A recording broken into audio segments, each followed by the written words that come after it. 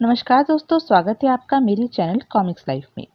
शुरू करते हैं अनिल मोहन जी द्वारा लिखा गया देवराज चौहान सीरीज का एक और मजेदार उपन्यास मुर्गा पार्ट 6। ये खून। अजय सिन्हा देवराज चौहान और नीलम छाबड़ा की तरफ इशारा करके बोला, तुम दोनों में से कोई या शंकर कर रहा है। मैं? नीलम छाबड़ा के चेहरे पर अजीब से भाव आ गए। तुम तीनों में से कोई एक। अजय सिन्हा का स्वर सर्द था। इस तरह तो मैं भी तुम तीनों को कह सकता हूँ, देवराज चौहान ने कहा। लेकिन मैं अच्छी तरह जानता हूँ कि मैं खून नहीं कर रहा, अजय सिन्हा चिल्लाकर बोला। इसी तरह मैं भी चिल्लाकर कह सकती हूँ। नीलम छाबड़ा के दांत खिंच गए। अपने आप पर काबू रखो अजय। इस समय हमारा मकसद खूनी को तलाश करना नहीं, बल्कि उससे अपनी जान बचाना है। मुझे न तो तुम पर विश्वास है और न ही तुम्हें मुझ पर। किसी का भी किसी पर यहाँ पर भरोसा नहीं है, इसलिए हमें अपनी हिफाजत खुद करनी है। कहते हुए नीलम छाबड़ा ने ब्रा में फंसी सोनिया गुप्ता की मिनी पिस्टल निकाल ली। यह तुम्हारे पास कहाँ से आई? यह तो सोनिया की थी, उसके कमरे से उठाई थी। नीलम छाबड़ा ने उसकी आंखों में झांका। तुम्हें कोई ऐतराज? नहीं। मुझे क्यों ऐतराज होने लगा? अपने आप पर काबू पाकर अजय सिन्हा ने कहा, सबसे पहले इसी साले को गोली मारो। हरीश मेहता की आवाज सुनकर सबने निगाहें उठाई। वह रेलिंग पर खड़ा भूखे कुत्तों की भांति ब्रेड खाए जा रहा था। बकवास मत कर। अजय सिन्हा के दांत पिंच गए। अबे जा जा, इंस्पेक्टर होगा तू शहर में, इस जंगल में तो तू हवलदार भी नहीं है। हरीश मेहता हाथ नचाकर बोला, मेरे और सुरेश के दम पर तू कई साल गुलछर्रे उड़ाता रहा और अब हमें ही मारने पर तुल गया। डायन भी 2 घर तो छोड़ ही देती है, तूने वह भी न छोड़ा। कम से कम हमारे खाए नमक की तो लाज रख लेता। अजय सिन्हा गला फाड़कर चीखते हुए खड़ा हो गया। उसका शरीर क्रोध से थर थर कांप रहा था। आंखें लहू के समान लाल हो रही थी। चिल्ला मत। हरीश मेहता का स्वर पहले की ही तरह शांत था। मैं तेरे से भी ज्यादा जोर से चिल्ला सकता हूँ, परंतु इस डर से खामोश रहता हूँ कि कहीं मेरा दिल गड़बड़ न कर दे। कमजोर है ना, इसलिए उसका भी ध्यान रखना पड़ता है। मैं तुझे जिंदा नहीं छोड़ूंगा कुत्ते। अजय सिन्हा क्रोध से थर थर कांपते हुए सीढ़ियों की तरफ भागा। हरीश सिन्हा रेलिंग से फौरन पलटा और अपने कमरे में जाकर दरवाजा बंद कर लिया। अजय सिन्हा की हालत विक्षिप्तों की तरह हो रही थी। इससे पहले कि वह सीढ़ियां तय करके नीचे तक भी पहुंचता, देवराज चौहान ने झपट्टा मारकर नीलम छाबड़ा के हाथ से रिवॉल्वर छीनी और अजय सिन्हा पर तान दी। रुक जाओ। आवाज इतनी ज्यादा सर्द थी कि अजय सिन्हा के कदम खुद ब खुद ही रुक गए। उसने पलट कर देखा, फिर आंखें सिकुड़ गई। यह पिस्टल जरूर है, लेकिन अभी भी तुम इसकी नाल से निकलने वाली गोली की जद में खड़े हो। शराफत से नीचे आ जाओ। देवराज चौहान की आवाज में न जाने क्या था। अजय सिन्हा को अपने बदन में सिरहने दौड़ती सी महसूस होने लगी। उसने सूखे होठों पर जीभ फेर कर अपनी जेब की तरफ हाथ बढ़ाया, परंतु देवराज चौहान की आवाज पुनः गूंज उठी। लगता है तुम वक्त से पहले मरना चाहते हो। अजय सिन्हा का जेब की तरफ बढ़ता हाथ रुक गया। नीचे आओ। अजय सिन्हा धीरे धीरे सीढ़ियां तय करता हुआ नीचे आ गया। उसकी सुर्ख आंखें कभी पिस्टल को देखती तो कभी देवराज चौहान की आंखों में। अजय सिन्हा, तुम मौत के डर से पागल हो गए हो। देवराज चौहान पहले जैसी आवाज में बोला, बात बात पर भड़कने लगते हो, इसलिए सबसे बड़ा खतरा तो तुम हो। शंकर, जो कि काफी पहले ही किचन के दरवाजे पर आ खड़ा हुआ था, वह अजय सिन्हा को घूरता हुआ पास आया और उसकी पुलिस सर्विस रिवॉल्वर निकाल ली। यह मेरे काम आएगी अजय साहब, शंकर ने ठंडे स्वर में कहते हुए रिवॉल्वर अपनी जेब में डाली और किचन की तरफ वापस बढ़ गया। अभी तक तो मैं खुद भी नहीं समझ पाया कि हत्याएं कौन कर रहा है। देवराज चौहान एक एक शब्द चबाकर बोला, लेकिन तुमने कोई गलत हरकत की तो मैं तुम्हारी हत्या करके बाहर खोदी कब्र में लाश दफन कर दूंगा। कहने के पश्चात उसने हाथ में थमी पिस्टल नीलम छाबड़ा की ओर उछाल दी। नीलम छाबड़ा ने तुरंत पिस्टल को थाम लिया, इस भय से कि कहीं अजय सिन्हा पिस्टल पर न झपट पड़े। लेकिन अजय सिन्हा शांत खड़ा देवराज चौहान की आंखों में झांकता रहा। फिर सिगरेट सुलगाकर चेतावनी भरी नजरों से देवराज चौहान को देखने के पश्चात बाहर की तरफ बढ़ गया। देवराज चौहान गहरी सांस लेकर कुर्सी पर जा बैठा। यह बहुत खतरनाक आदमी है, इससे बचकर रहना, नीलम छाबड़ा घबराए स्वर में कह उठी। इससे दुश्मनी लेकर तुमने अच्छा नहीं किया। उसके बाद अजय सिन्हा इमारत के भीतर नहीं आया। वह उखड़ा उखड़ा सा इमारत के बाहर ही घूमता रहा। जो भी नजर आता उसे चुपती निगाहों से देखने लगता।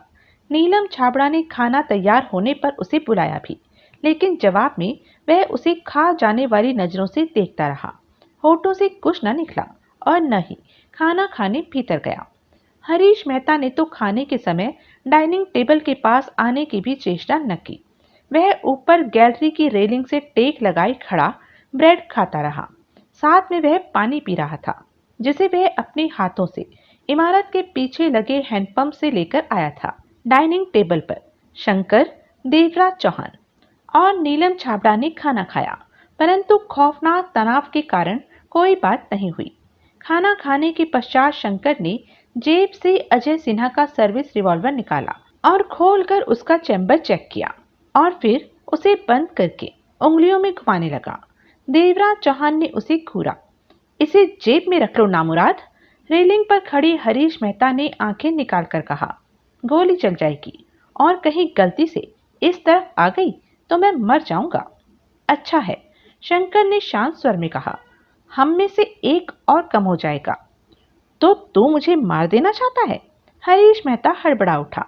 अभी तो तुझे मारने का मेरा कोई इरादा नहीं है। ओह, तो मुझे मारने से पहले तो किसी और को मारेगा? अब समझा मैं, सबके कत्ल तू ही कर रहा है, नमक हराम नौकर।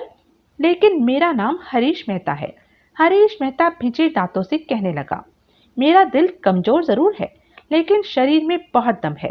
तेरी हड्डियां तक तोड़कर बाहर बनी कब्र में डाल दूंगा।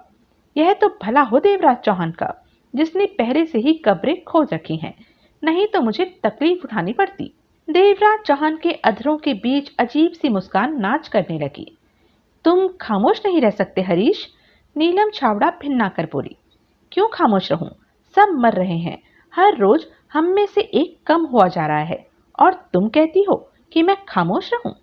अपनी जान की परवाह करो नीलम, क्या पता अब तुम्हारी ही बारी हो। कहते हुए हरीश मेहता हाँफने लगा। नीलम छाबड़ा का हाथ बरबस ही अपने गले पर पहुंच गया। फिर उसने सूखे होठों पर जीभ फेरी और शंकर को देखने लगी। कह तो तू ऐसे रहा है जैसे मुझे पता हो कि नीलम को ही मरना हो। शंकर ने उसे देखा। अजी मुझे क्या? हरीश मेहता हाथ नचाकर कह उठा। मेरी तरफ से तू मर, मेरे बाप का क्या जाता है? मैं तो बस इतना जानता हूं कि मैं नहीं मरूंगा। शंकर उसे टकटकी बांधे देखता रहा।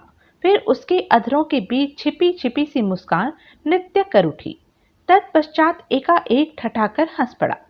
लगता है पागल हो गया है। रेलिंग पर खड़े हरीश मेहता ने पुनः ऊंची आवाज में कहा। मैं तो यह सोचकर हंस पड़ा था कि कहीं अब तेरी बारी ना हो। बहरा है क्या? हरीश मेहता विक्षिप्तों की तरह चीख पड़ा। तूने सुना नहीं? मैंने कितनी बार कहा है कि मैं नहीं मरूंगा। जब मैं पैदा हुआ था तो जन्म पत्री बनाने वाले ज्योतिषी ने कहा था कि मैं 92 साल तक जिंदा रहूंगा, और अभी मेरी उम्र सिर्फ 27.5 साल की है। बहुत जीना है मुझे। साले, अब तेरी बारी है। शंकर अजीब सी मुस्कान से उसे देखता रह गया। कुत्तों की तरह आपस में लड़ते रहो, भौंकते रहो, देवराज चौहान ने नाम खींचकर कहा और उठ खड़ा हुआ। मरेगा वही जिसकी बारी है। फिर वह पलटा और लंबे लंबे डग भरता हुआ बाहर निकल गया। 2 पल वहां भयावह खामोशी छाई रही कि क्या कह गया है वह? हरीश मेहता ऊपर से क्रोध भरे स्वर में बोला। देवराज चौहान कह गए हैं कि तुम ठीक कह रहे हो। शंकर का स्वर सर्द और निगाहें अभी भी सदर द्वार पर टिकी थी, जहां से देवराज चौहान निकलकर गया था। अब मेरी ही बारी है। देखा? एकाएक हरीश मेहता प्रसन्नता से बोला। मैंने बिल्कुल सही कहा था। देवराज चौहान को भी मेरी बात पसंद आई। जिसकी मौत पास में होती है उसके चेहरे पर 12 बज जाते हैं, और तेरे चेहरे पर तो 12-5 हो रहे हैं। मुझे तो मरने से कोई ऐतराज नहीं, लेकिन तुम अपना ख्याल रखना, क्योंकि तू अभी मरना नहीं चाहता, जिंदा रहना चाहता है। शंकर की आंखें चलने लगी। इससे पहले कि हरीश मेहता कुछ कहता, नीलम छाबड़ा दांत भींचे क्रोध से उठ खड़ी हुई। तुम सब पागल हो गए हो, अच्छे बुरे की तमीज भी नहीं रही। ऐसी बातें करके अपनी एनर्जी वेस्ट कर रहे हो। इससे बेहतर है खामोशी रहो। पांव पटकते हुए वह सीढ़ियां चढ़कर अपने कमरे में पहुंची और पूरे वेग से दरवाजा बंद कर दिया। दरवाजा बंद होने की तेज आवाज वहां गूंजती रही। इसे क्या हो गया है? हरीश मेहता ने हैरानी से पूछा। वही जो तुझे बहुत पहले हो गया था, शंकर कटु स्वर में बोला। क्या? मौत के डर से दिमाग पर पागलपन छाना। अब मौत का भय नीलम छाबड़ा पर भी हावी होने लगा है। शंकर ठंडे स्वर में बोला। तो तू क्या समझता है, मैं मौत से डर रहा हूं? नहीं, तू मौत से क्यों डरेगा? तुझे तो उस जहर से डर है जो कहीं खाने में ना पड़ा हो। तभी तो खाने की बजाय ब्रेड से पेट भर रहा है। ब्रेड खाने से हाजमा ठीक? खामोश! एकाएक शंकर गला फाड़कर चीखा। हरीश मेहता ने घबराकर फौरन मुंह बंद कर लिया। साला बकवास ही किया जा रहा है, जहर से बुझे स्वर में कहते हुए शंकर उठा और रिवॉल्वर जेब में डालकर क्रोध से स्याह हो रहे चेहरे से बाहर निकल गया। अब उसके चेहरे पर 12-5 के 12-35 हो गए हैं। अब यही मरेगा। हरीश मेहता सिकुड़ी आंखों से बुदबुदा उठा। फिर उसकी निगाहें नीलम छाबड़ा के कमरे के बंद दरवाजे पर जा टिकी। कई पल विचारपूर्ण मुद्रा में वहीं खड़ा रहा, फिर पलटा और कुछ सोचता हुआ अपने कमरे में प्रवेश कर गया। तुमने ठीक नहीं किया। देवराज चौहान अपनी सोचों में डूबे आगे बढ़ा जा रहा था कि अजय सिन्हा का खूंखार स्वर सुनकर उसके कदम ठिठके। गर्दन घुमाकर देखा तो कुछ कदम पर अजय सिन्हा को खड़े पाया। वह कमर पर हाथ रखे लाल आंखों से उसे देख रहा था। देवराज चौहान का चेहरा क्रोध से भर गया। क्या अच्छा नहीं किया? स्वर में सख्ती थी। मुझ पर पिस्तौल तानना, शंकर से मेरी रिवॉल्वर छिनवा ली, यह सब बातें तुम्हारे लिए बहुत नुकसानदेह हो सकती हैं। अजय सिन्हा की आवाज में खूंखारता बढ़ती जा रही थी। देवराज चौहान की आंखें सिकुड़ गई, चेहरा गुस्से से स्याह होने लगा। 2 पल वह अजय सिन्हा की आंखों में झांकता रहा, फिर स्थिर चाल से आगे बढ़ा और बिल्कुल उसके समीप जाकर खड़ा हो गया। देवराज चौहान ने आज तक कभी धमकी नहीं सुनी। मुझे हाथों हाथ ही हिसाब किताब चुकता करना अच्छा लगता है। देवराज चौहान के ठंडे स्वर में हल्की सी वहशी गुर्राहट थी। इसलिए तुम जो करना चाहते हो अभी कर लो, शायद बाद में मौत तुम्हें मौका ना दे। यह खून तुम ही कर रहे हो ना? मैं नहीं कर रहा तो कोई और कर रहा है। कोई तो कर ही रहा है। देवराज चौहान ने अजीब स्वर में कहा। शायद तुम ही कर रहे हो। देवराज चौहान की बात पूरी भी नहीं हुई थी कि अजय सिन्हा का घूंसा उसके पेट में धंस गया। वह दोनों हाथ पेट पर रखे करहा पड़ा। तभी उसका दूसरा घूंसा चेहरे पर पड़ा। देवराज चौहान चीखता हुआ पीछे जा गिरा। आंखों के आगे 2 पल के लिए अंधेरा छा गया। होठों से खून बहकर ठोड़ी तक आ पहुंचा था। वह फौरन संभला और अजय सिन्हा को खूनी निगाहों से देखते हुए खड़ा हो गया। उसकी आंखों में मौत शोले बरसा रही थी।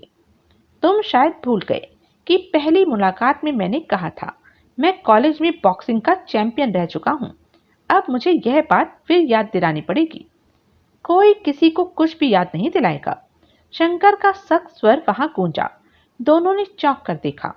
कुछ दूरी पर शंकर रिवॉल्वर लिए खड़ा था। तुम बीच में मत आओ शंकर, अब कोई लड़ाई झगड़ा नहीं होगा, शंकर गुर्राकर बोला। तुम दोनों पलटो और उल्टी दिशाओं में चले जाओ फौरन, वरना मैं गोली मार दूंगा। शंकर! देवराज चौहान की मुट्ठियां भिंच गई, जबड़ों में कसाव आ गया। सुना नहीं तुमने? मैं गोली मार दूंगा। शंकर के स्वर में वहशीपन टपकने लगा।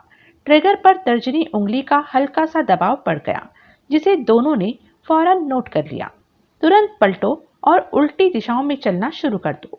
मुड़कर एक दूसरे को देखने की चेष्टा न करना, नहीं तो मुझे उसकी मौत पर जरा भी अफसोस नहीं होगा। देवराज चौहान ने उसकी आंखों में झांका। अजय सिन्हा अपने होठ काटने लगा।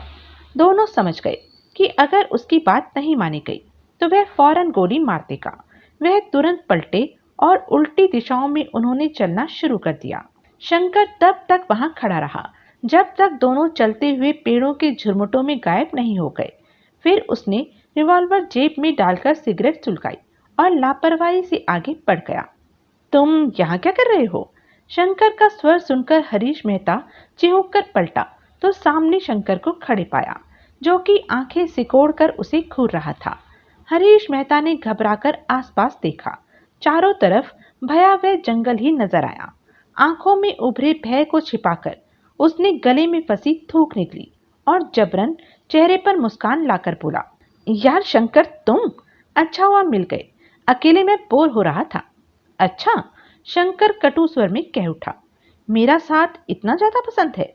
अरे वह तो मैं दूसरों को दिखाने के लिए तुझसे झगड़ रहा था, वरना एक तू ही तो है जिस पर मैं विश्वास करता हूँ। हरीश मेहता का स्वर अभी भी कांप रहा था। शंकर अजीब से ढंग से सिर हिलाकर रह गया।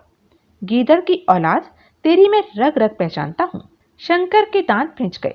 यार तू और मैं तो हम निवाला हम प्याला है। मेरी रग को तू नहीं पहचानेगा तो क्या वह हरामजादा अजय सिन्हा पहचानेगा? हरीश मेहता अपने भय पर काबू पाकर कह रहा था। कोई माने या ना माने, लेकिन मुझे पूरा विश्वास है कि यह सारी खून वह साला इंस्पेक्टर ही कर रहा है। एक बात कहूं, शंकर जहरीले अंदाज में कह उठा। हाँ हाँ कह, आपस की बात है। मुझे लगता है सारे खून तू कर रहा है। मैं? हाँ तू।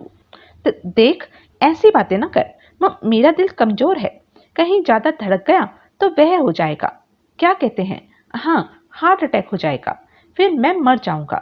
और मुझे अभी मरना नहीं है, 92 साल तक जीना है, ज्योतिषी ने कहा था।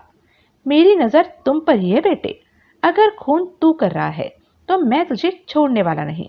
दिल कमजोर होने का बहाना करके तू सबकी नजरों से बच सकता है, लेकिन मेरी नजरों से नहीं, क्योंकि मैं तेरी रग रग से वाकिफ हूं। मैं खून नहीं। नीलम कहाँ है? वहीं कमरे में होगी। हरामजादे, उसे अकेली छोड़कर यहाँ आ मरा है। खून कौन कर रहा है मैं नहीं जानता, लेकिन इस वक्त उसे मारने का हत्यारे के पास बहुत बढ़िया मौका है। हरीश मेहता कुछ न बोला। शंकर ने उसे घूर कर देखा, फिर तेज तेज कदमों से एक तरफ बढ़ गया। हरीश मेहता की सिकुड़ चुकी आंखें उसकी पीठ पर जमी रही। तो खून मैं कर रहा हूं? हरीश मेहता बड़बड़ा उठा। देवराज चौहान भाई। हरीश मेहता उसे दूर से देखकर चीख पड़ा, फिर भागता हुआ उसके पास पहुंच गया। चारों तरफ घना जंगल छाया हुआ था। इस समय वह खंडर रूपी इमारत से ज्यादा दूर न थे, बल्कि कोई भी रास्ता भटकने के डर से इमारत से दूर नहीं जाना चाहता था। क्या है, इतना क्यों चिल्ला रहे हो? कोई मर तो नहीं गया? देवराज चौहान ने हैरानी से उसे देखा। अजी, मरे मेरे दुश्मन, मैं तो कब से तुम्हें ढूंढ रहा था। क्यों? क्या करूं, यहाँ अपना तो कोई नजर आता ही नहीं। हरीश मेहता ने गहरी सांस लेकर कहा। चारों तरफ खतरा ही खतरा है, हर कोई मुझे मार डालना चाहता है।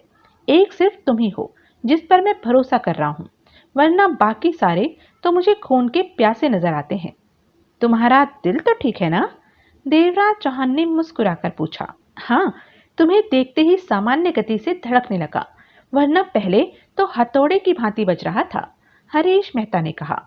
और यह तो बहुत अच्छा हुआ कि तुमने अजय को पिस्तौल की नोक पर रोक लिया, वरना वह पागल इंसान मेरा खून ही कर देता। क्या भरोसा पुलिस वालों का। फिर शंकर ने उसकी रिवॉल्वर लेकर तो और भी अच्छा किया। मैं तुम्हारा बहुत आभारी हूँ कि तुमने मुझे मरने से बचा लिया। अगर हम राजधानी में होते तो ऐसे खुशी के मौके पर मैं तुम्हें अपनी फैक्ट्री में बनी सबसे बढ़िया और टिकाऊ कार प्रेजेंट देता, लेकिन अफसोस यहाँ मैं तुम्हारे एहसान का बदला चुका भी नहीं सकता। खैर तुम फिक्र न करो, वापस जाने पर मैं तुम्हें कार जरूर प्रेजेंट दूंगा। एक बात तो बताओ।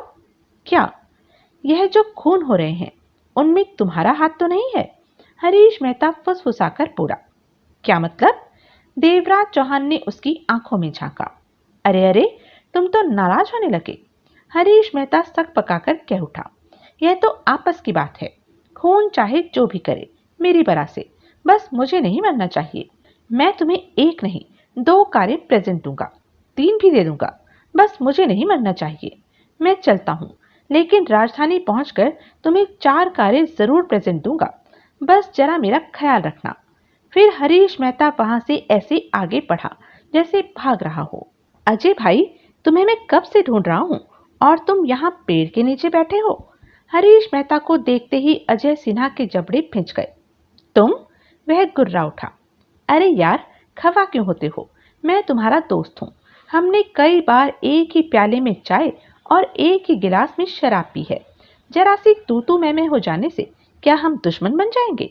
नहीं, कभी नहीं। हम दोस्त हैं और दोस्त ही रहेंगे। हरीश मेहता उसके पास बैठता हुआ बोला। लेकिन गुरु, देवराज चौहान और साले शंकर ने तुम्हारे साथ बहुत बुरा किया। एक ने तुम पर पिस्तौल तान दी और दूसरे ने तुम्हारी रिवॉल्वर हथियाकर तुम्हें निहत्था कर दिया। मैं उन हरामजादों को जिंदा नहीं छोड़ूंगा। अजय सिन्हा की मुट्ठियां भिंच गई। बिल्कुल बिल्कुल, आखिर मेरी और तुम्हारी बात थी। दोस्तों के मामले में वह दखल देने वाले कौन होते हैं? तुम क्या समझते हो, देवराज चौहान प्लेन से गिरा है? नहीं, हरगिज नहीं। वह हम सबको बेवकूफ बना रहा है। क्या मतलब? सीधी सी बात है, देवराज चौहान ही हम सबको यहाँ लाया, फिर वैन के टायरों की चीर फाड़ करके खुद को तालाब के पास गिरकर बेहोशी का नाटक करने लगा। तुम ही सोचो कि भला ठीक वक्त पर उसका प्लेन से गिरना कितना अजीब लगता है। तुम मुझे बेवकूफ समझते हो? अजय सिन्हा जहरीले स्वर में बोला। नहीं तो, मैंने ऐसा कब कहा? हरीश मेहता हड़बड़ाकर कह उठा। तो फिर यह बात मैं भी समझता हूँ कि देवराज चौहान झूठ बोल रहा है। मैंने शुरू से ही उसकी बात पर विश्वास नहीं किया। वैसे भी अविश्वास करके कोई फायदा भी नहीं था। यहाँ पुलिस स्टेशन तो है नहीं कि जहाँ उसे ले जाकर डंडे के जोर पर सच बुलवा लूंगा। यार, सारे खून साला देवराज चौहान ही कर रहा है। मेरा भी यही ख्याल है। फिर कमीने को खत्म क्यों नहीं कर देते?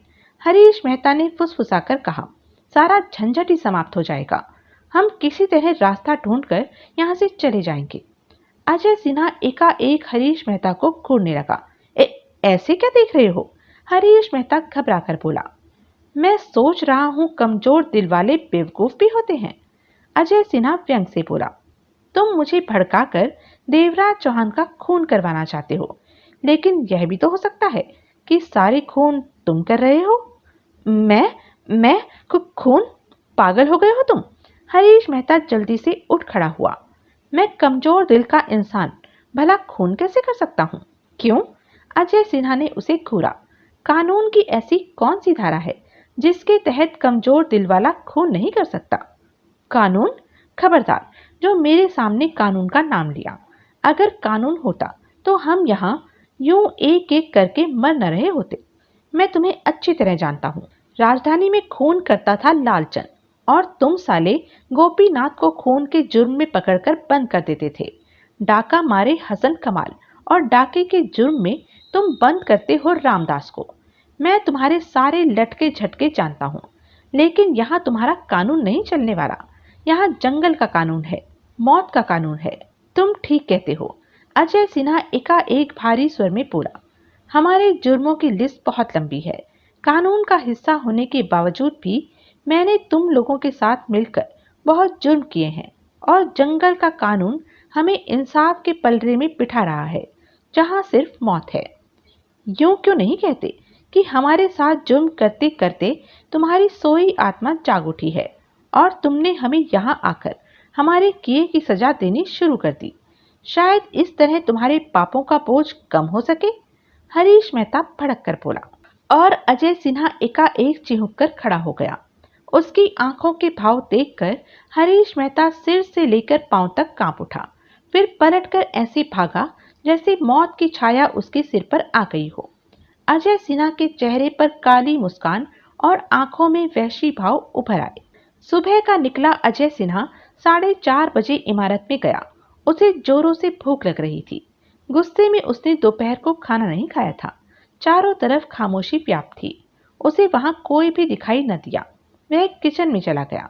शंकर वहां नहीं था, लेकिन थाल में उसका खाना ढक कर रखा हुआ था। अजय सिन्हा ने थाल उठाकर शेल्फ पर रखा और वहीं खड़ा खाने लगा। थोड़ा बहुत खाकर उसने पास पड़ी बाल्टी में से गिलास भरकर पानी पिया, फिर सिगरेट सुलगाते हुए बाहर निकल आया। डाइनिंग हॉल में तब भी कोई न पहुंचा था। 2 पल अजय सिन्हा वहीं खड़ा सोचता रहा, फिर बाहर निकल आया। अभी शाम ही हुई थी, लेकिन घने पेड़ों के झुरमुट के कारण वहां अंधेरा सा छाया महसूस हो रहा था। वह खोजपूर्ण निगाहों से कई पल इधर उधर देखता रहा। फिर उसकी निगाहें कब्रों पर जा टिकी। कदम खुद ब खुद ही कब्रों की तरफ बढ़ने लगे। भारी मन से उसने सीमा चक्रवर्ती की कब्र को देखा, फिर उस जगह को देखने लगा जहां सुरेश चौधरी को दफनाया गया था। तत्पश्चात सोनिया गुप्ता की कब्र पर उसकी निगाहें टिक गई। इन लोगों के साथ बीता हुआ वक्त याद करने लगा।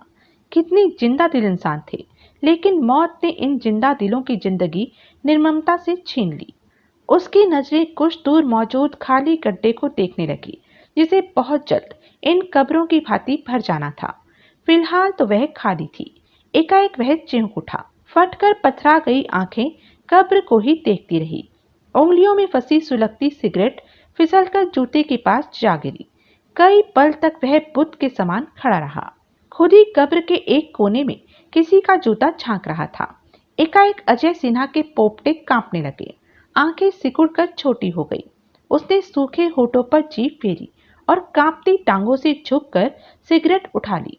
चौथी कब्र भी भर चुकी थी। अब उसे सिर्फ मिट्टी से भरना रह गया था। अजय सिन्हा आगे बढ़ा, छोटे छोटे कदम उठाता हुआ कब्र के पास जा पहुंचा। वह शंकर था। पीठ के बल गड्ढे में गिरा पड़ा था। एक पांव जूते सहित गड्ढे के कोने में अटका पड़ा था, जिसके कारण टांगे और आधी पीठ तक का हिस्सा अधर में लटक रहा था। उसकी एक आंख खुली और एक आंख बंद थी।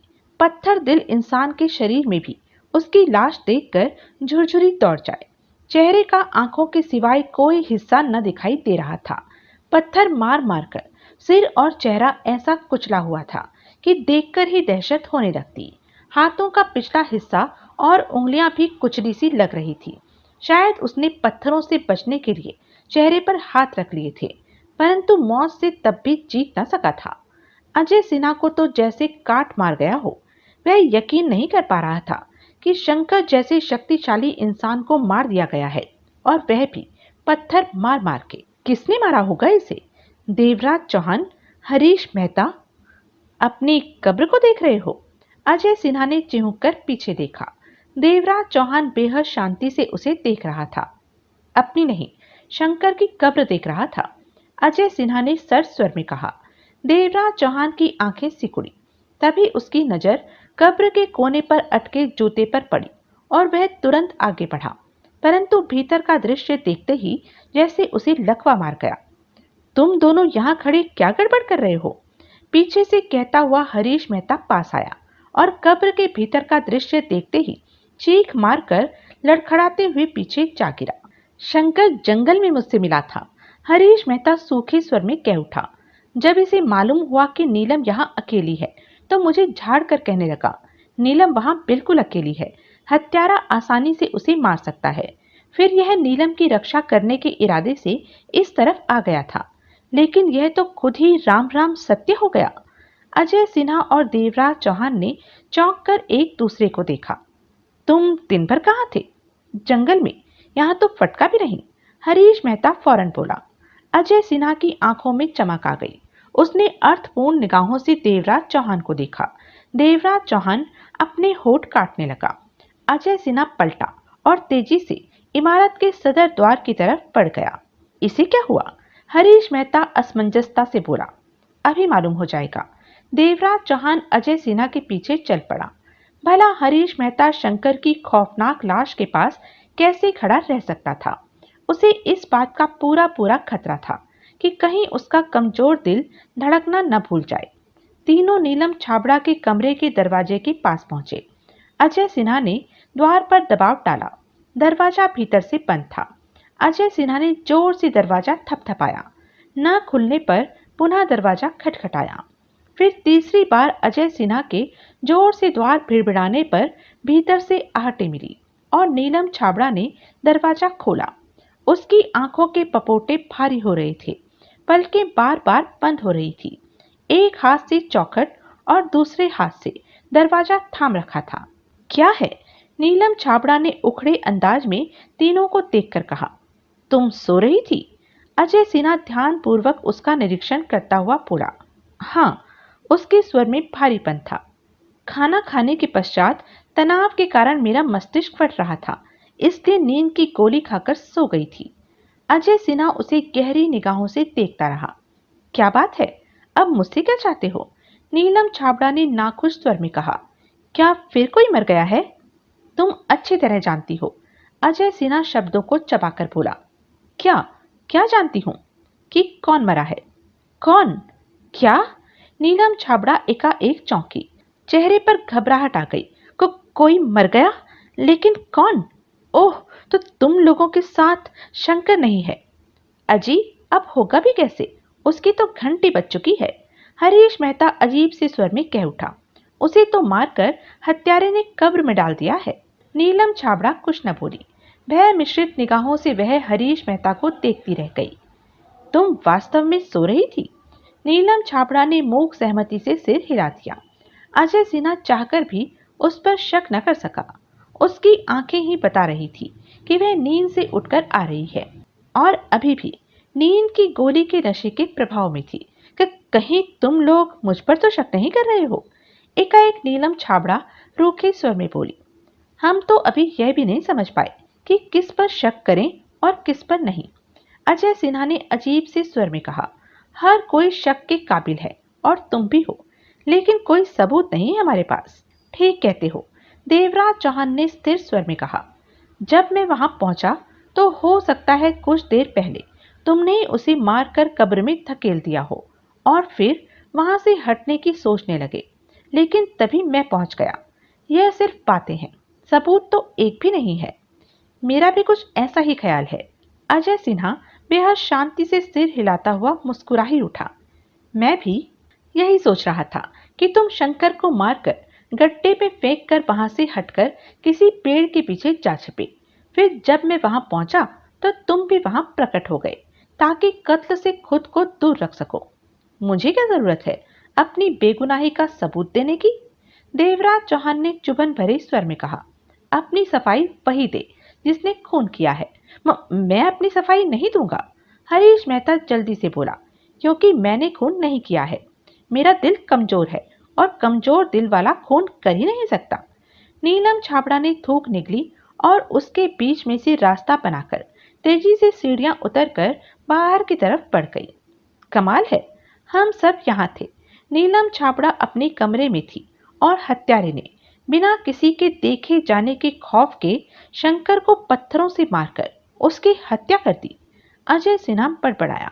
शायद मारने वाले को अच्छी तरह मालूम था कि कोई भी वहां नहीं पहुंचेगा और यह तभी हो सकता है जब हत्यारे को हम सबके बारे में ज्ञान हो कि हम कहाँ हैं और क्या कर रहे हैं। देवराज चौहान ने ठंडे स्वर में कहा और निगाहें हरीश मेहता पर टिक गई। अजय सिन्हा ने घूर कर हरीश मेहता को देखा। तुमने कुछ देर पहले कहा था कि तुमसे जंगल में शंकर मिला। अजय सिन्हा ने ठंडे स्वर में कहना शुरू किया। जंगल में तुम मुझसे भी मिले थे? यह मुझसे भी मिला था। देवराज चौहान ने गंभीर स्वर में कहा। तुम हम तीनों से मिले। अजय सिन्हा के दांत पिंच गए। तुम्हें अच्छी तरह मालूम था मैं, शंकर और देवराज चौहान किस दिशा में हैं, क्या कर रहे हैं, यानी कि अभी यहां नहीं आने वाले। नीलम छाबड़ा अपने कमरे में सो रही थी और शंकर तुमसे कह कर गया था कि वह नीलम के पास जा रहा है, यानी कि शंकर का कत्ल करने के लिए तुम्हारे पास सुनहरा मौका। यह झूठ है। मैंने कत्ल नहीं। खामोश, अजय सिन्हा चीखा। अब तुम्हारी एक नहीं चलने वाली। तुम अपना कमजोर दिल कह कहकर हम सबको बेवकूफ बनाते रहे। अगर इतना ही कमजोर दिल है तुम्हारा तो तुम मरे क्यों नहीं अभी तक? मैं क्या जानूं कि मैं क्यों नहीं मरा? हरीश मेहता उससे भी ऊंची आवाज में चीखा। तो तुम यही चाहते थे कि मैं मर जाऊं, जबकि मैं मरना नहीं चाहता। ज्योतिषी ने कहा था मेरी उम्र 92 वर्ष है और मैं नहीं मर सकता। बेवकूफ इंस्पेक्टर, क्या तुमने सोचा है कि यहाँ हम सबके अलावा कोई और भी हो सकता है जो हमारी नजर में ना आया हो और सबके कत्ल कर रहा हो? यहाँ और कोई नहीं है। अजय सिन्हा का स्वर क्रोध से कांप रहा था। जो छिपा होगा, क्या वह तुम्हें आकर बताएगा कि मैं यहाँ छिपा हूँ? हम इस इमारत के बारे में कुछ नहीं जानते। हो सकता है यहाँ कोई तहखाना भी हो। हरीश मेहता गुस्से और उत्तेजना से हाँफ रहा था। हरीश मेहता के शब्दों के साथ ही वहां पैना सन्नाटा छाया रहा। तीनों एक दूसरे को घूरते रहे। तभी नीलम छाबड़ा दिखाई दी, जो बदहवासी सी हालत में भीतर प्रवेश कर रही थी। उसके कदम भय के साथ उठ रहे थे। वह तेजी से सीढ़ियां तय करती हुई उनके पास आ पहुंची और होठों पर जीभ फेर कर भयपूर्ण स्वर में बोली, वह मरा पड़ा है, हे भगवान। अजय सिन्हा उसकी बात पर ध्यान देकर हरीश मेहता से चुपते स्वर में बोला, हो सकता है यह कत्लेआम हम में से ही कोई कर रहा हो। तुम यहाँ कोई तहखाना या किसी के छिपे होने की बात कहकर हमें बेवकूफ बनाना चाहते हो। नीलम छाबड़ा वहां न रुकी और तेजी से अपने कमरे में पहुंचकर दरवाजा बंद कर लिया। तीनों कई पल बंद दरवाजे को देखते रहे। मैं किसी को बेवकूफ नहीं बना रहा और न ही किसी का कत्ल किया है। हरीश मेहता बदहवास सा बोला, तहखाने के बारे में तो मैंने सिर्फ अपना विचार जाहिर किया है। हो सकता है कत्ल करने वाला कोई और हो। हम यूं ही आपस में एक दूसरे पर शक कर रहे हैं। कातिल को ढूंढने के बजाय अगर तुम लोग अपनी जान बचाने की चेष्टा करो तो ज्यादा अच्छा रहेगा। देवराज चौहान ने दोनों को बारी बारी गहरी निगाहों से देखा, फिर आगे बढ़कर सीढ़ियां उतरने के पश्चात लंबे लंबे कदम उठाता हुआ सदर दरवाजे से बाहर निकला और गड्ढे के पास पहुंचकर उसने शंकर की लाश को ठीक प्रकार से रखा। फिर एक तरफ बड़ा फावड़ा उठाकर लाश को दफन करने में व्यस्त हो गया। शाम धीरे धीरे गहरे अंधेरे में बदल रही थी। चौथा खून हो चुका था। किचन में खाना बनने का तो सवाल ही नहीं पैदा होता था। हर कोई दहशत के कारण सहमा सहमा सा था। हरीश मेहता ने तो ब्रेड और पानी से ही काम चला लिया था। अजय सिन्हा और देवराज चौहान ने किचन में जाकर जो कुछ पड़ा था उसी से ही गुजारा चला लिया था। नीलम छाबड़ा कमरे से बाहर ना निकली थी और न ही उसे किसी ने निकलने को कहा। हरीश मेहता काफी देर तक रेलिंग पर खड़ा आसपास के वातावरण का जायजा लेता रहा था। अजय सिन्हा डाइनिंग टेबल की कुर्सी पर बैठा था। गैस लैंप की रोशनी में उसका चेहरा चमक रहा था। देवराज चौहान कुछ देर पहले ही गहन अंधेरे में छाए भयावह माहौल में इमारत से बाहर निकल गया था। अजय सिन्हा तो सिगरेट पर सिगरेट फूंके जा रहा था। हरीश मेहता रेलिंग से हटा और अपने कमरे में आकर दरवाजा बंद किया। फिर सिगरेट सुलगाकर बेचैनी से चहलकदमी करने लगा। चेहरे पर गहन सोच के भाव थे। आधे घंटे के पश्चात वह ठिठका और खिड़की खोलकर नीचे झांकने लगा। खिड़की जमीन से 30 फुट ऊंची थी। वह 2 पल सोचता रहा। उसके बाद उसने बेड पर पड़ी चादर को उठाकर उसे लंबाई में फाड़ा, फिर उसे आपस में गांठ लगाकर लंबा करते हुए रस्सी का रूप दिया। तत्पश्चात उसने चादर नुमा रस्सी को खिड़की के हैंडल के साथ अच्छी तरह बांधकर नीचे लटका दिया। चादर अभी भी जमीन से 10 फीट ऊंची थी, परंतु उसके चेहरे पर तसल्ली के भाव थे। इस सारे काम से वह संतुष्ट था। उसके बाद उसने छोटा सा खाली बैग लेकर उसमें सारी ब्रेड डाली और उसे खिड़की से बाहर नीचे फेंका। फिर चादर नुमा रस्सी पकड़कर धीरे धीरे नीचे उतरने लगा। जमीन से 10 फीट के फासले पर जब चादर नुमा रस्सी समाप्त हो गई तो उसने हाथ छोड़ दिए। वह सीधा कूलों के बल नीचे जा गिरा। होठों से दबी दबी चीख कराह के रूप में बदलकर निकली।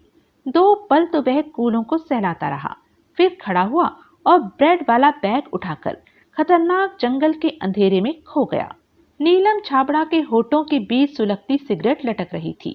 यदाकदा वह गहरा कष्ट ले लेती थी। इस समय वह अपने कमरे की खिड़की खोले बाहर फैले अंधेरे घने जंगल को घूर रही थी। झिंगुरों की आवाजें भयपूर्ण सन्नाटे को भंग कर रही थी। कभी कभी जुगनू नजर आ जाते, जो उड़ते हुए अपनी रोशनी फेंक कर खुश हो रहे थे। तभी हल्की सी आवाज सुनकर उसके जहन को झटका लगा। कैसी थी यह आवाज? कहां से आई? उसकी बेचैन निगाहें तेजी से घूमने लगी। एकाएक उसकी आंखें सिकुड़ गईं। 3 कमरों के पार हरीश मेहता का कमरा था। उसके कमरे की खिड़की से गैस लैंप की रोशनी बाहर निकलकर कुछ दूर फैले पेड़ पर पड़ रही थी, परंतु उसकी निगाहें नीचे थी, हरीश मेहता पर, जो अपने कूलों को मसल रहा था। निसंदेह जो उसने आवाज सुनी थी वह उसके नीचे गिरने की ही थी। चादर नुमा रस्सी को देखते ही वह सारा माजरा समझ गई थी। फिर उसने हरीश मेहता को बैग उठाकर जंगल में गुम होते हुए देखा। एकाएक नीलम छाबड़ा के होठों पर व्यंग्यात्मक मुस्कान थिरकने लगी। देवराज चौहान का मन इमारत में नहीं लग रहा था।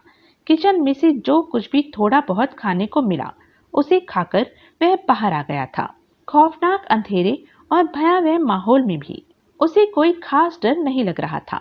कुछ देर वह आसपास टहलता रहा। बार बार उसकी निगाह कब्रों की तरफ जा रही थी।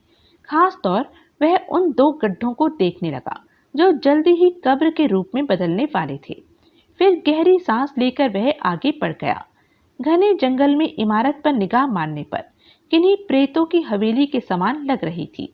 आज उसे पहली बार महसूस हुआ, यहाँ के वातावरण की नस नस में भयानकता रची हुई थी। अच्छे भले इंसान के दिल की धड़कनें रुकवा देने के लिए यहाँ का माहौल काफी था। आगे बढ़ते बढ़ते एकाएक वह ठिठक गया। आंखें संदेह के दायरे में आकर रुक गई। जिस्म में तनाव आ गया। उसे पूरा यकीन था कि कुछ दूरी पर जो पेड़ों के पीछे से छिपते हुए गया है वह हरीश मेहता था। उसके कंधे पर पड़े बैग को देखकर उसे समझते देर न लगी कि वह यहाँ से फरार होने के चक्कर में है, कि शायद इसी प्रकार जान बचा सके। देवराज चौहान के होठों से हल्की सी हंसी निकल पड़ी। नीलम छाबड़ा ने दरवाजा खोला और गैलरी में आ गई। नीचे कुर्सी पर अजय सिन्हा बैठा सिगरेट की कश ले रहा था। वह 2 पल उसे देखती रही। अजय? अजय चौंक कर नीलम छाबड़ा को देखने लगा। हरीश कमरे की पिछली खिड़की से कूदकर भाग गया है। क्या? अजय सिन्हा चौंक कर उछल पड़ा। हाँ, कुछ देर पहले ही भागा है। बेवकूफ, जंगल इतना घना और गहरा है कि यहाँ से बाहर निकलना असंभव है। अजय सिन्हा दांत भींचे कह उठा।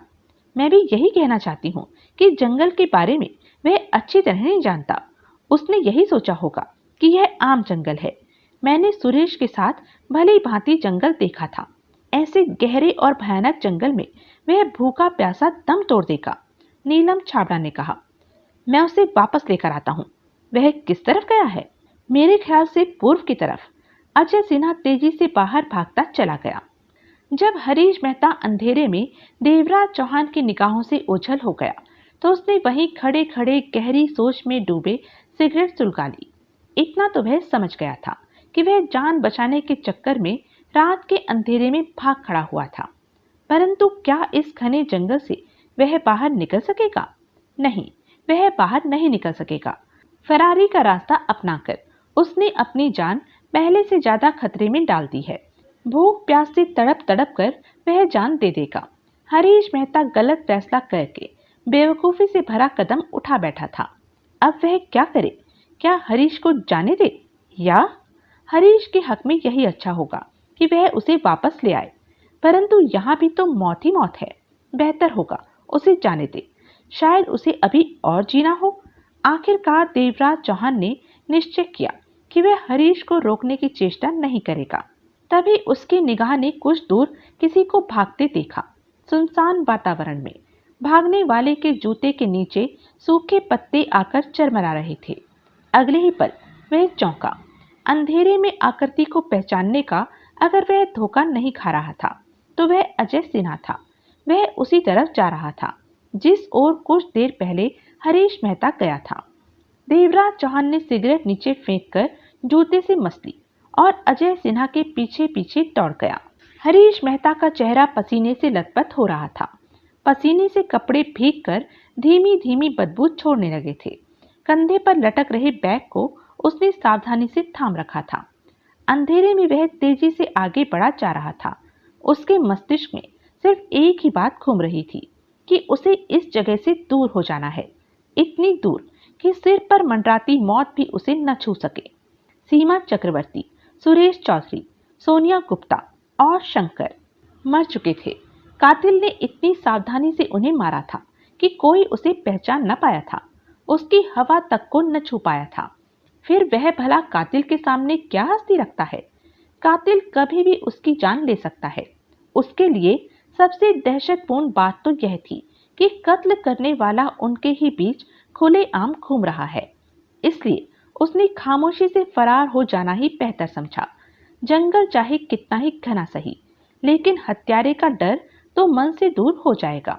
फिर किसी तरह कोशिश करके जंगल से भी बाहर निकल जाएगा।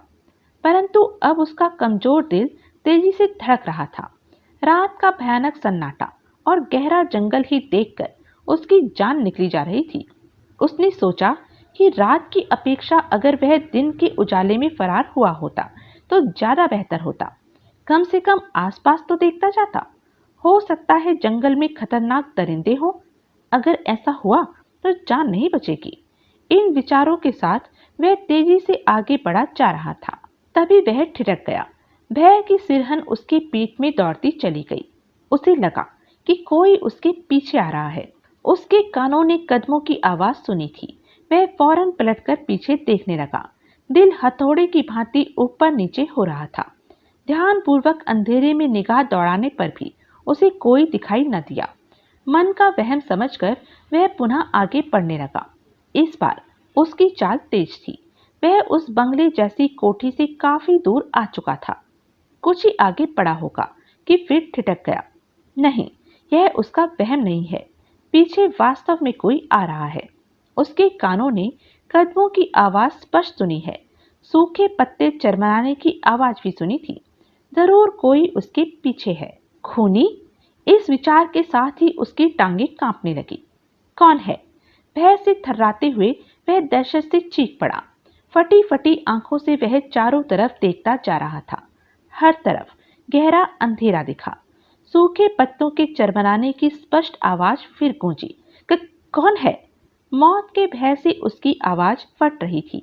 गले में बड़ा सा कांटा चुभता सा महसूस होने लगा। टांगों का कंपन इतना तेज हो गया कि खड़े होना उसके लिए असंभव हो रहा था। अंधेरे में उसका चेहरा अजीब सा हो रहा था। सूखे पत्तों पर चरमराती हुई आवाज उसके पास आने लगी।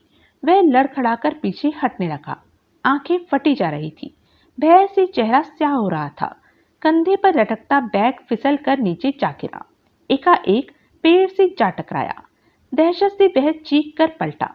अंधेरे में 2 पल वह पेड़ को ही छूकर इस बात का विश्वास करने लगा कि वह पेड़ ही है। तभी उसे बेहद पास पत्ते चरमराने की आवाज सुनाई थी। वह बिजली किसी गति से पलटा। 1 2 3 4 5 6 गोलियां एक साथ चली और उसके सीने के कई हिस्सों में धंसती चली गई। उसके दोनों हाथ अपने सीने पर जम गए। जबड़ों में कसाव आ गया। सारा शरीर खून से सन चुका था। फटी आंखें वह अभी भी आसपास दौड़ा रहा था। शायद वह अपने कातिल को देखना चाहता था, परंतु उसे कोई भी नजर न आया। तभी उसके शरीर को तीव्र झटका लगा और नीचे जा गिरा। अंधेरे में एक रिवॉल्वर उसके मृत शरीर से आकर टकराई। फिर सूखे पत्तों पर चरमराती हुई किसी के भागने की आवाज। कुछ देर बाद वहां मौत की सी शांति छा चुकी थी। 5वां खून हो चुका था। अजय सिन्हा के कदम एकाएक ठिठक गए। कानों को धोखा होने का तो सवाल ही पैदा नहीं होता था। वह फायर की आवाजें थी और पूरी 6 आवाजें थी। आवाजें अभी तक कानों में गूंज रही थी। उसने फौरन दिशा बदली और उस तरफ भागना शुरू कर दिया जहां से गोलियों की आवाज आई थी। ऐसे भयावह जंगल और अंधेरी रात में गोलियों की गूंजने वाली आवाज ने एक बार की तो उसे भी कपाकर रख दिया था। उसने अनुमान लगा लिया था कि जहां गोलियां चली हैं वह जगह अब ज्यादा दूर नहीं। अगले ही पल वेग से दौड़ते उसने खुद को रोकने की कोशिश की। इसी चेष्टा में उसने पास ही पेड़ के तने को थाम लिया। वह रुककर गहरी गहरी सांसें लेने लगा। उसकी पैनी निगाहें किसी तेज धार चाकू के समान चारों तरफ फिर रही थी और कानों में किसी के दौड़ते कदमों की धीमी आवाज सूखे पत्तों के चरमराने सहित उसके कानों में पड़ रही थी। यही उसके रुकने का कारण था। 2 क्षण पश्चात ही उसने 15 गज दूर अंधेरे में दौड़ते किसी साई को देखा। बेहद चेष्टा के बावजूद भी वह उसे न पहचान पाया। अजय सिन्हा की आंखें सिकुड़ गई। वह उस साई के पीछे दौड़ने ही वाला था कि पुनः उसे ठिठक जाना पड़ा। एक बार फिर उसके कानों में दौड़ते कदमों की आवाज आने लगी। इस बार आने वाला काफी नजदीक और क्षण भर के लिए ठिठका भी। आसपास देखा, फिर उसी तरफ भागता चला गया जिस ओर पहले वाला साया गया था। अजय सिन्हा ने उसे पहचान लिया। वह देवराज चौहान था। अजय सिन्हा हाँफ रहा था। उसकी टांगे थकावट के कारण कांप रही थी। वह मुंह खोल गहरी गहरी सांसें ले रहा था। नथुने फूल रहे थे। दोनों बाहों में उसने हरीश मेहता की खून से सनी लाश संभाल रखी थी। सारा शरीर खून और पसीने से तरबतर हो रहा था। खुदे हुए गड्ढे के बाहर ही उसने हरीश मेहता की लाश रखी। फिर जेब से रिवॉल्वर निकालकर उसे देखने लगा। यह उसका अपना ही रिवॉल्वर था जो शंकर ने उससे ले लिया था, परंतु अब उसे हरीश मेहता की लाश के समीप पड़ा मिला था। इसमें मौजूद 6 की 6 गोलियां अब हरीश मेहता के सीने में धंसी पड़ी थी। शंकर की हत्या करने के पश्चात हत्यारे ने उससे रिवॉल्वर ले लिया होगा, जिसका इस्तेमाल उसने हरीश मेहता पर किया। ज्योतिषी ने कहा था हरीश मेहता को 92 साल जीना है, परंतु वह अपने 28 बरस भी पूरे न कर सका था। रिवॉल्वर थामे अजय सिन्हा उठा और पैनी निगाहों से आसपास देखने लगा। इमारत के भीतर जल रहे गैस लैंपों की रोशनी सदर दरवाजे से बाहर आ रही थी। वह बार बार यही सोचने का प्रयत्न कर रहा था कि भागने वाला साया कौन हो सकता है जिसे वह पहचान नहीं पाया और जिसके पीछे देवराज चौहान भाग रहा था। खैर, जो भी हो, यह तो जाहिर हो गया कि देवराज चौहान का इन कत्लों में कोई हाथ नहीं है। यकीनन कातिल वही है जिसके पीछे देवराज चौहान भाग रहा था। वह कौन हो सकता है? अब यहाँ सिर्फ 3 ही इंसान बचे थे। वह खुद, देवराज चौहान और नीलम छाबड़ा। उसने किसी का कत्ल नहीं किया। देवराज चौहान यकीनन उस समय हरीश मेहता के हत्यारे के पीछे भाग रहा था कि उसे पकड़ सके, यानी वह भी हत्यारा नहीं है। सीधी सी बात है, खूनी नीलम छाबड़ा है। अजय सिन्हा के दांत भिंच गए। वह रिवॉल्वर थामे इमारत के प्रवेश द्वार की तरफ बढ़ गया। भीतर प्रवेश करते ही उसे देवराज चौहान दिखाई दिया। गैस लैंप की रोशनी में वह कुर्सी पर सिगरेट की कश ले रहा था।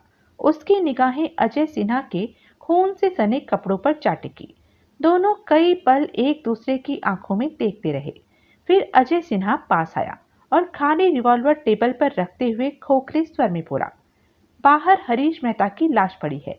इस रिवॉल्वर की सारी गोलियां उसके सीने में धंसी पड़ी हैं।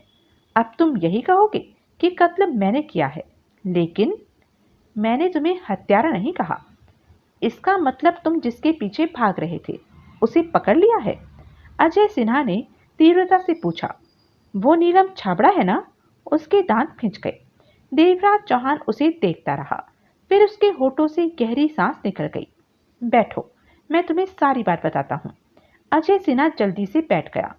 मैं यहाँ पास ही जंगल में घूम रहा था कि हरीश मेहता को कंधे पर बैग लटकाए जाते देखा। फौरन मेरी समझ में आ गया कि वह यहाँ से खामोशी से खिसक रहा है। चाहकर भी मैंने उसे न टोका, क्योंकि यहाँ भी तो मौत ही मिलनी थी। कुछ देर बाद ही मैंने तुम्हें उसके पीछे उसी रास्ते पर जाते देखा। शक का कीड़ा मेरे मस्तिष्क में कुलबुला उठा। मैंने समझा तुम उसे मारने जा रहे हो। तुम्हें रंगे हाथों पकड़ने के लिए मैंने तुम्हारा पीछा करना शुरू कर दिया। देवराज चौहान रुका। अजय सिन्हा टकटकी बांधे उसे देखे जा रहा था। तभी मेरी निगाह अंधेरे में एक और साए पर पड़ी। उसकी चाल बेहद तेज थी। वह भी उसी तरफ बढ़ रहा था जिस तरफ हरीश मेहता गया था, और तुम भी जा रहे थे। मेरे मन में न जाने क्या आया, तुम्हें छोड़कर मैं उसके पीछे लग गया। वह नीलम, बीच में मत टोको, पूरी बात सुन लो। थोड़ी दूर ही उसके पीछे चला होगा कि आगे वाला साया मेरी निगाहों से ओझल हो गया। शायद उसे शक हो गया होगा कि कोई उसके पीछे है। मैं उसे तलाश करता वहीं भटकता रहा। कुछ ही देर में मुझे गोलियां चलने की आवाज सुनाई दी। उस आवाज से जंगल का हर हिस्सा कांप उठा था। मैं तेजी से गोलियों की आवाज की तरफ भागा। तभी मुझे कोई अपनी ही तरफ भागते दिखा। मैं समझ गया कि वह वही साया है जो मेरी नजरों से गायब हो गया था।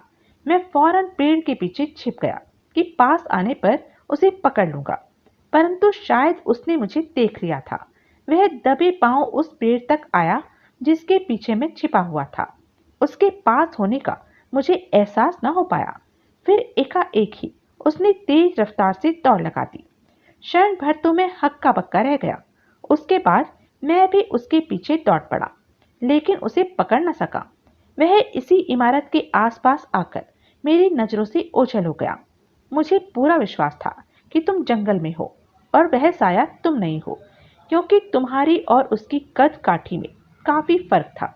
मैं बिना वक्त गवाए इमारत के सदर द्वार पर आ खड़ा हुआ, ताकि अगर वह नीलम छाबड़ा थी तो भीतर न जा सके और मालूम हो जाए कि हत्याएं वही कर रही है। फिर मैं 15 मिनट तक वहीं खड़ा रहा, कोई ना आया। फिर मैं भीतर गया और नीलम छाबड़ा के कमरे का बंद दरवाजा खटखटाने लगा। जब नीलम छाबड़ा ने दरवाजा खोला तो उसका चेहरा देखकर साफ मालूम होता था कि वह सोई पड़ी है और सांसों से शराब के भपके छूट रहे थे। देवराज चौहान ने गहरी सांस लेकर कहा, ओह। अजय सिन्हा गंभीरता के कारण पहलू बदलने लगा। इसका मतलब कि हरीश ठीक कहता था, यहाँ कोई तहखाना हो सकता है। हम लोगों के अलावा यहाँ कोई और भी हो सकता है जिसे हमने अभी तक देखा ना हो सकता है। देवराज चौहान ने विचार भरे स्वर में सिर हिलाया। तुम उस साई के बारे में बता सकते हो? वह कैसा था? वैसे उसे देखा तो मैंने भी था जब तुम उसके पीछे भाग रहे थे, लेकिन वह मेरी निगाहों से काफी दूर था। मैं ठीक प्रकार से तो अनुमान नहीं लगा सकता। जंगल में इतना अंधेरा है कि अपनी उंगलियां देखना भी कठिन हो जाता है। वैसे वह ठिगने कद का था और उसके शरीर में चुस्ती फुर्ती भरी पड़ी थी। मैं पूरी शक्ति से उसके पीछे भाग रहा था। उसके बाद भी उसे पकड़ना या छूना तो दूर, उसके समीप भी न पहुंच पाया। ओह। अजय सिन्हा की आंखें सिकुड़ गई। देवराज चौहान ने नई सिगरेट सुलगा ली। बाकी बाद में देखेंगे। बाहर हरीश मेहता की लाश पड़ी है, उसे अभी दफन करोगे या सुबह? गड्ढा तो खोदा ही हुआ है। देवराज चौहान उठते हुए बोला, सिर्फ मिट्टी ही तो भरनी है, यह काम अभी कर देते हैं। तुम गैस लैंप उठाकर मेरे साथ ही आ जाओ, अंधेरे में काम करने में कठिनाई होगी।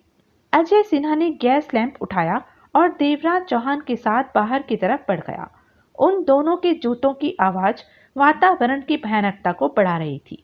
आगे बढ़कर उन्होंने लैंप की रोशनी में हरीश मेहता की लाश देखी तो सूखे होठों पर जीभ फेर कर रह गए। गले से पेट तक का सारा हिस्सा गोलियों से छलनी हुआ पड़ा था। अब यह बात तो साफ हो गई कि यह कत्ल न तुम कर रहे हो और न ही मैं। अजय सिन्हा गैस लैंप थामे अंधेरे में आसपास देखता हुआ बोला, हम दोनों में अब संदेह की कोई दीवार नहीं रही।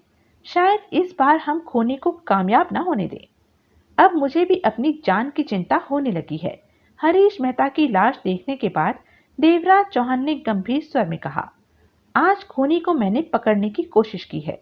हो सकता है वह मुझसे खतरा महसूस करे और मुझे भी ठिकाने लगाने की चेष्टा करे। तुम ठीक कह रहे हो। अजय सिन्हा ने उसे घूरा। अब तो सच बता दो, क्या तुम कौन हो? मैं पहले भी कह चुका हूं कि मेरे सौतेले भाई ने मुझे प्लेन से नीचे धकेल दिया था और 40 फीट गहरे तालाब में गिरने के कारण बच गया। तुम्हें मेरी बात का यकीन आए ना आए, बस अब यह बात फिर न पूछना। देवराज चौहान ने शांत स्वर में कहते हुए हरीश मेहता की लाश को उठाकर गड्ढे में डाला, फिर फावड़ा उठाकर उस पर मिट्टी डालने में व्यस्त हो गया।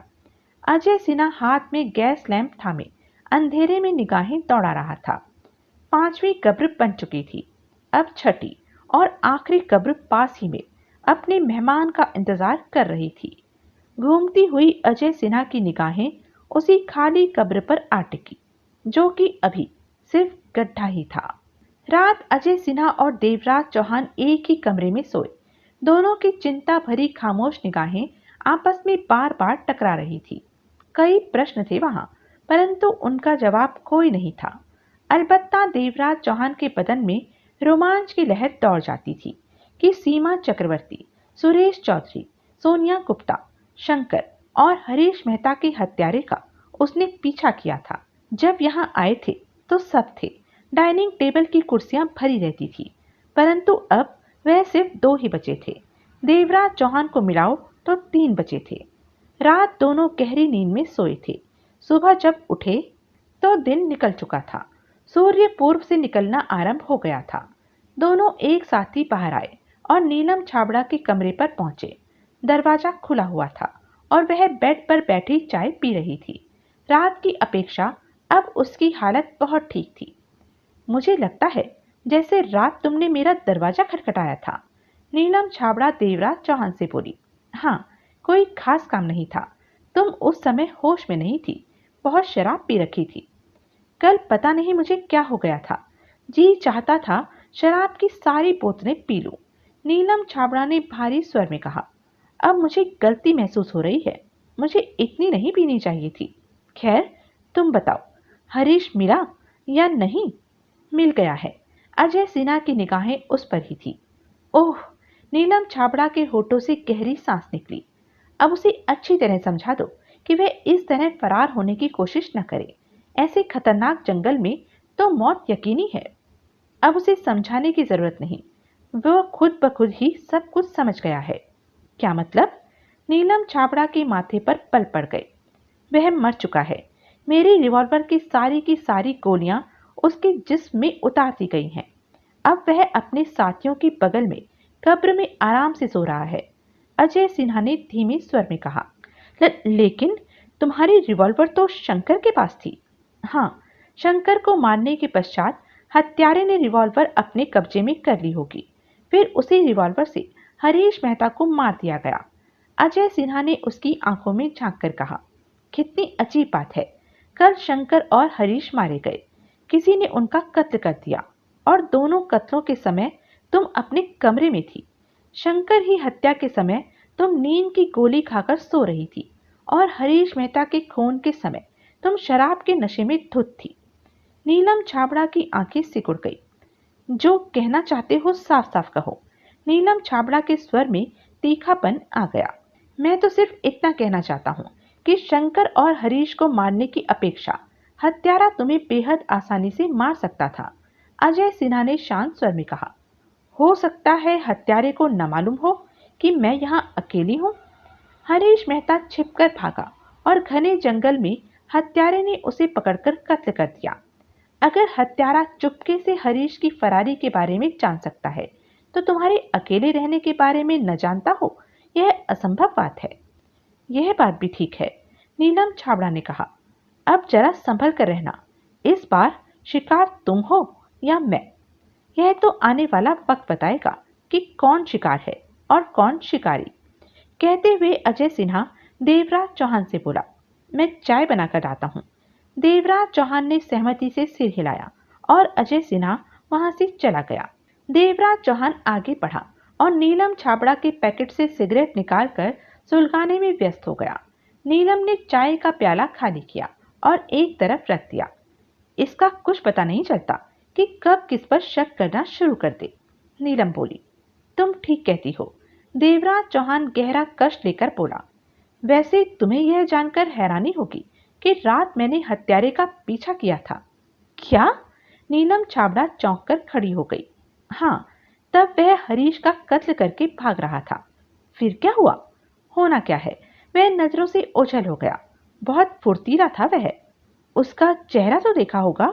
चेहरा? देवराज चौहान के होठों पर अजीब सी मुस्कान आ गई। अंधेरा इतना ज्यादा था कि उसकी लंबाई चौड़ाई भी न देख सका। अगर तुम उसे पकड़ लेते तो मजा आ जाता। नीलम छाबड़ा ने गहरी सांस लेकर कहा। फिर एकाएक चौंक कर बोली। लेकिन वह कौन हो सकता है? यहाँ तो हम सिर्फ तीन ही हैं। तीन में से तुम किसके पीछे भाग रहे थे? उस समय अजय भी मेरे साथ ही था। देवराज चौहान ने शांत स्वर में कहा। नीलम छाबड़ा अपलक उसे देखती रही। हरीश की हत्या के समय मैं और अजय लगभग साथ साथी थे। अब सिर्फ तुम बचती हो। हम दोनों की पोजीशन आपस में साफ हो चुकी है। देवराज चौहान ने स्थिर निगाहों से उसे देखा। तो, तो तुम कहना चाहते हो कि खूनी मैं हूं? नीलम छाबड़ा ने अजीब से स्वर में कहा। नहीं, मैं यह नहीं कहना चाहता, क्योंकि उस समय तुम शराब के बेहद नशे में थी और ऐसे नशे में इंसान खून करके होशो हवास में नहीं भाग सकता। तब हम लोगों ने यही सोचा कि हो सकता है हत्यारा यहीं किसी तहखाने में छिपा हो। और मुझे नहीं लगता कि यहाँ कोई तहखाना है, अजय सिन्हा ने भीतर प्रवेश करते हुए कहा। हाथ में चाय के 2 प्याले थाम रखे थे। देवराज चौहान ने खिड़की से सिगरेट बाहर फेंकी और चाय का प्याला थाम कर घूंट भरने लगा। अगर यहाँ तहखाना नहीं है तो फिर हत्यारा कौन हो सकता है? नीलम छाबड़ा ने उलझन भरे स्वर में कहा। हत्या के वक्त तुम दोनों साथ साथ ही थे, फिर सिर्फ मैं ही बचती हूँ। मुझे तुम पर पूरा पूरा शक है, अजय सिन्हा ने गर्म चाय का घूंट भरते हुए सर्द स्वर में कहा। देवराज चौहान कहता है कि जिसका वह पीछा कर रहा था वह ठिगने कद का था, और तुम्हारा कद भी लगभग ऐसा ही है। नीलम छाबड़ा की नजरें अजय सिन्हा पर आकर रुक गई।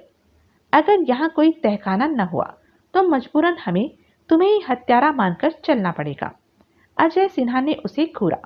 नीलम छाबड़ा ने अपने होठों पर जीभ फेरी। मतलब कि मैं अपनी सफाई तभी दे सकती हूँ अगर कोई तहखाना तलाश कर लूं। नीलम छाबड़ा ने सोचते हुए गंभीर स्वर में कहा। देवराज चौहान चाय पीता हुआ खिड़की पर जा खड़ा हुआ था। काफी देर से वहीं था और उनकी बातों में हिस्सा न ले रहा था। उसका मस्तिष्क कहीं और था। अकेले तुम्हें परेशानी न उठानी पड़े, इसलिए तहखाना तलाश करने में मैं तुम्हारी सहायता करूंगा। अजय सिन्हा भावहीन स्वर में बोला। और तहखाना न मिलने पर तुम मुझे हत्यारा मान लोगे? नीलम छाबड़ा कटु स्वर में बोली। यह तो तुम पर ही निर्भर करता है कि तुम कितनी तेजी से तहखाना तलाश करती हो। नहीं मिला तो जाहिर है तुम ही सबके खून कर रही हो। अजय सिन्हा का स्वर सर्द था। मैं दोनों हाथों से तुम्हारा गला घोंटकर तुम्हारी लाश तैयार पड़ी कब्र में दफन कर दूंगा। नीलम छाबड़ा चिंतित भाव से अपना होठ काटती रही। देवराज चौहान पलटा और चाय का खाली प्याला एक तरफ रखता हुआ बोला। मैं नहाने जा रहा हूं। कहते हुए वह बाहर निकल गया। तहखाना मिले या न मिले तुम मुझे नहीं मार सकते। एकाएक नीलम छाबड़ा के दांत भिंच गए। क्यों? अजय सिन्हा के जबड़े कस गए। मेरे पास सोनिया गुप्ता वाली पिस्टल है। यह बात मत भूल जाना कि वह तुम्हारे लिए खतरनाक हो सकती है। उसकी आंखों में जहरीले भाव नाचने लगे। तुम मुझे धमकी दे रही हो? अजय सिन्हा कुर्रा पड़ा। हाँ, नीलम छाबड़ा भी उसी के समान कुर्रा पड़ी।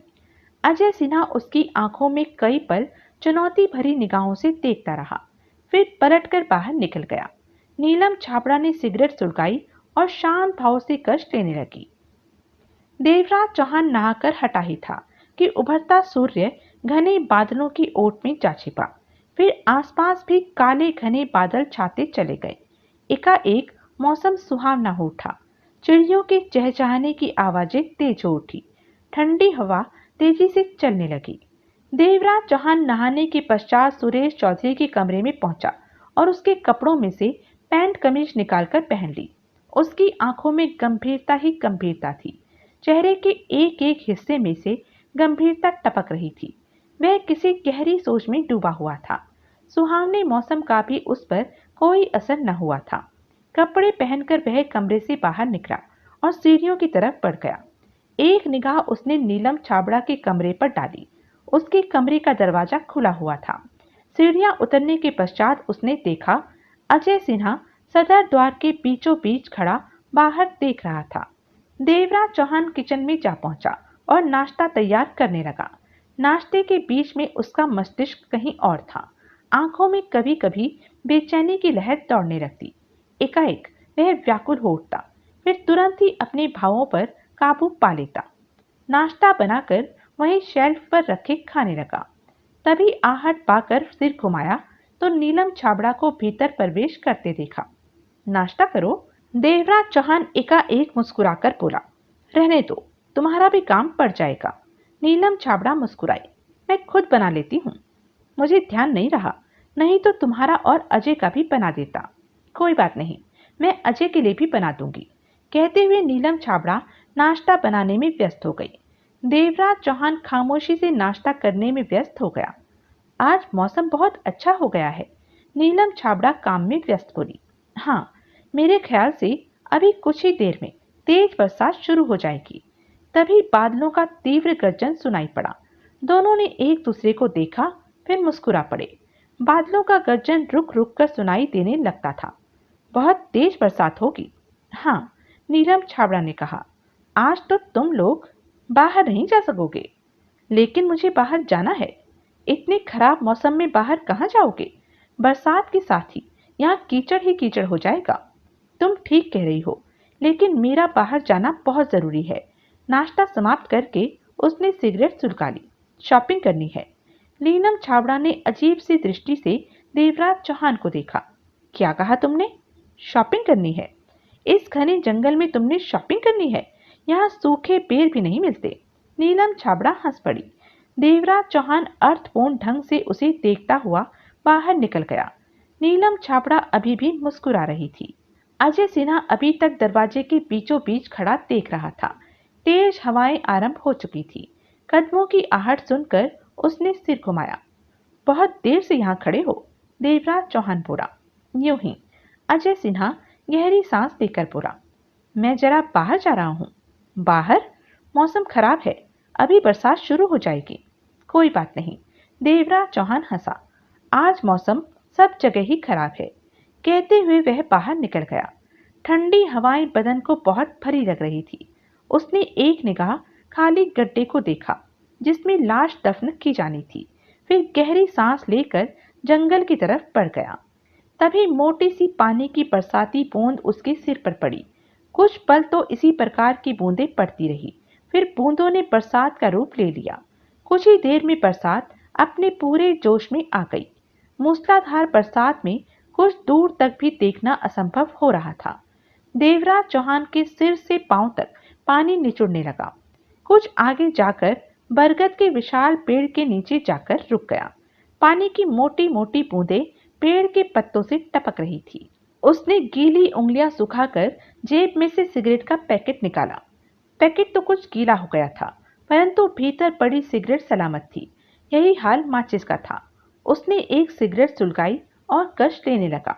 चेहरा और आंखें अभी तक गंभीरता से भरी पड़ी थी। तो यह थी अब तक की कहानी। आगे की कहानी जानने के लिए बने रहें मेरे साथ। और हाँ, मेरे चैनल को लाइक, शेयर और सब्सक्राइब करना ना भूलें।